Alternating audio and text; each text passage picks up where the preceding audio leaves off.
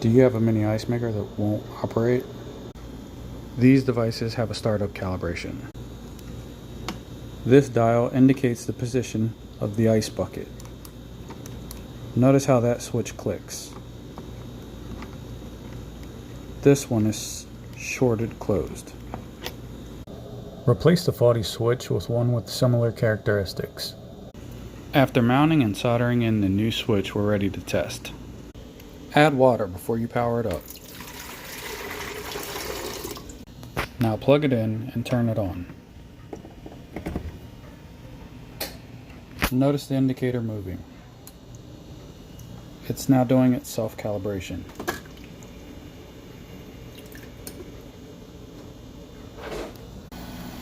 When you power on your unit, you'll hear this fan and shortly followed by your water pump turning on. Then you know you've done it right.